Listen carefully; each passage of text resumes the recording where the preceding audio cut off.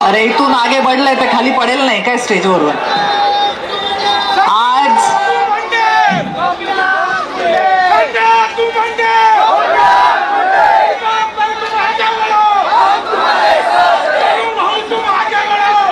आज बीड जिल्ह्याच्या खासदार पंकजाताई गोपीनाथरावजी मुंडे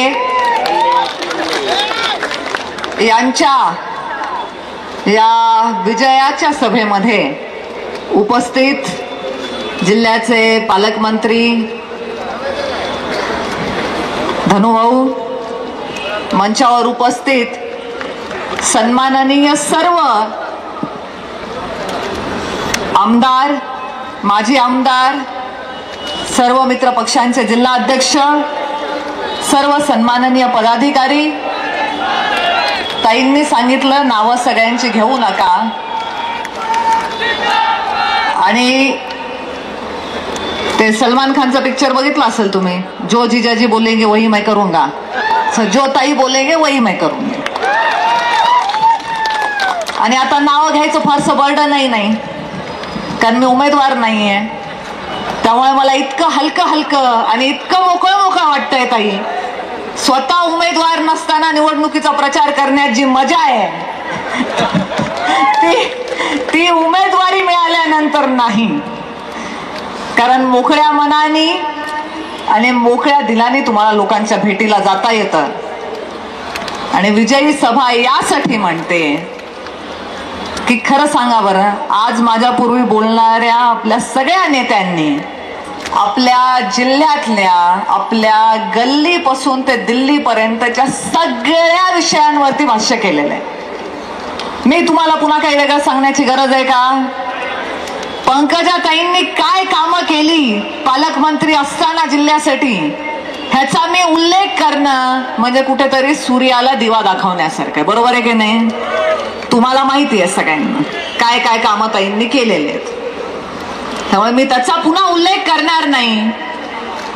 आणि मला खरं सांगा, मनापासून तुमच्या हृदयावर हात ठेवून सांगा, तुम्हाला ही बीड लोकसभेची निवडणूक, भारत देश हा जगामध्ये तिसरी अर्थ महासत्ता होतोय, ह्याच्यासाठी मतदान करायचंय का?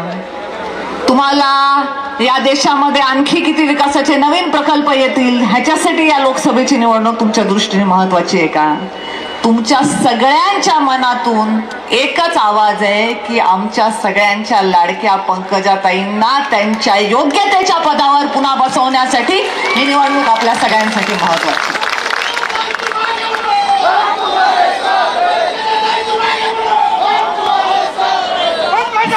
फार वेळ मी भाषण करणार नाही. आता आपला मंच खूप मोठा झालेला आहे. 19च्या निवडणुकीमध्ये यातले काही आपल्या सोबत होते आणि आज नव्याने आपल्या बरोबर काही आलेले आहेत, त्यामुळे आपल्याकडे नेते मंडळी भरगच्च आहेत. फार वेळ मी भाषण करणार नाहीये. मला तुम्हाला विचारायचंय, आज केवळ बीड जिल्ह्यातून नाही तर बाहेरच्या जिल्ह्यातून, पुण्यातून, नाशिकमधून, बुलढाण्यामधून अनेक ठिकाणून लोक आलेले आहेत. ह्याला फॉर्म भरायची सभा म्हणतात का? फॉर्म भरायला एवढे लोक येत असतात का जगात? ही विजयाचीच सभा आहे. मला आज जिल्ह्यातलं सांगा, आता तुम्ही प्रत्येक तालुक्यातून, गेवराईचे लोक कुठे बसलेत हातवर करा. माजलगाव, आष्टी, पाटोदा, शिरूर, धारूर, वळवणी, आंबेजोगाई, परळी आणि बीड. तुमच्यापैकी केज राहिला, केज केज केज कुठे बाबा? केज जरा आवाज थोडा मोठ्याने येऊ द्या की. केज तुमच्यापैकी कोणालाही ताई पालकमंत्री असताना ताईकडे निवेदन घेऊन जाऊन स्वतःच्या चपला घासायची वेळ आलती का रे? कधीतरी सांगा एकाने मला की 25-15 साठी मी ताईला 4 वेळा भेटलो आणि मला 1 रुपयाचा फंड मिळाला नाही असा भात जरी तो उभं दाखवा बरं मला एवढ्या हजारोच्या संख्येमध्ये. एका तालुक्यातल्या माणसाने मला की आम्हाला ताईंना फार विनंती करावी लागली. प्रत्येक प्रत्येक तालुक्याला, प्रत्येक गावाला, प्रत्येक वस्तीला, प्रत्येक वाडीला ताईंनी बोलव विकासासाठी निधी दिलेला आहे. पण आज ताईंनी आपल्यासाठी जे केलं त्याची परतफेड करण्याची वेळ आहे. आपली झोळी फाटेल एवढं बीड जिल्ह्याच्या विकासासाठी पंकजाताईंनी योगदान दिलेलं आहे. आज आपल्या सगळ्यांना केवळ एका मताच्या रूपाने ताईंनी केलेल्या कामाची परतफेड करायची आहे आणि ती करण्यामध्ये आपण कोणीही कमी पडू नये अशी मी विनंती या निमित्ताने करणार आहे. फार काही बोलायचं नाही, विरोधकांवर टीका करायची नाही, पण हे तेच मैदान आहे माने कॉम्प्लेक्सचं जिथे 2019 मधलं मी माझं पहिलं, ज्याला आपण दबंग खरं म्हणता येईल असं भाषण केलं होतं. आजही मला कोणावर टीका करायची नाहीये, फक्त एवढंच सांगते की गावागावांनी सुरुवातीला जेव्हा मी जायचे माझ्या दौऱ्यांमध्ये, कार्यक्रमांमध्ये, तेव्हा लोक विचारायचे पंकजताई आले का, पंकजताई? मग कोणतरी म्हणायचे नाही नाही नाही, साहेबांची बारकी आली, बारकी. आता 2019 मध्ये साहेबांच्या बारकीनी मोठा पराभव केलेला आहे. आता मोठ्या ताईंची निवडणूक आहे, मग पराभव पण कसा झाला पाहिजे? विरोधकाचा मोठा झाला पाहिजे, ताईंना शोभेल असा, ताईंच्या नेतृत्वाच्या उंचीला शोभेल एवढ्या मताधिक्याची लीड आपण सर्वांनी देणं अपेक्षित आहे.